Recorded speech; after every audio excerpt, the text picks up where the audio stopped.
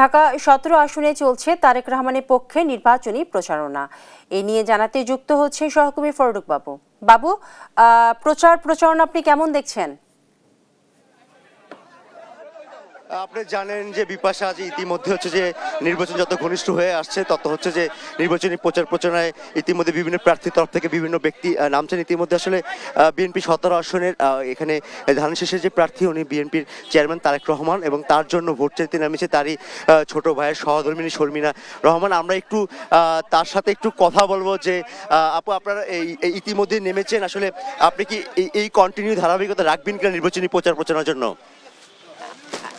আমি পলিটিক্স করি না, যে পলিটিশিয়ানরা এখানে, আমি তো শুধু পরিবারের লোকজন, আমি ভোট চাই সবার সামনে।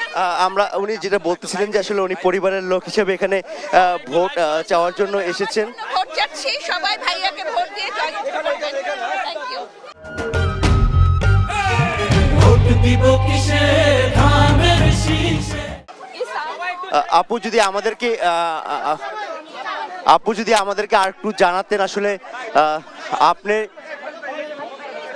আপনি যে নির্বাচনী প্রচারণা করছেন এখান থেকে আসলে কোনো ধরনের বার্তা দিবেন?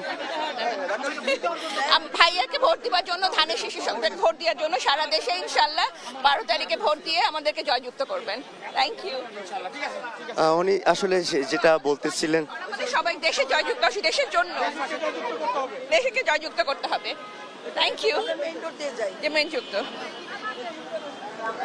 বিপাশা যেমনটা আসলে শুনছিলেন যে খালেদা জিয়ার ছোট ছেলে আরাফাত রহমান কোকোর সহধর্মিণী, তিনি ইতিমধ্যে বিএনপির চেয়ারম্যান তারেক রহমানের জন্য নির্বাচনী প্রচার নেমেছেন। তারই সংসদীয় আসন ঢাকা 17-তে বাড্ডা এলাকায় তিনি এখানে সুবস্ত এলাকা থেকে শুরু করে তিনি বিভিন্ন গলিতে অলিগলিতে এবং বিভিন্ন বাসা থেকে শুরু করে মার্কেটে বিভিন্ন জায়গায় ইতিমধ্যে তিনি প্রচারণা চালিয়েছেন।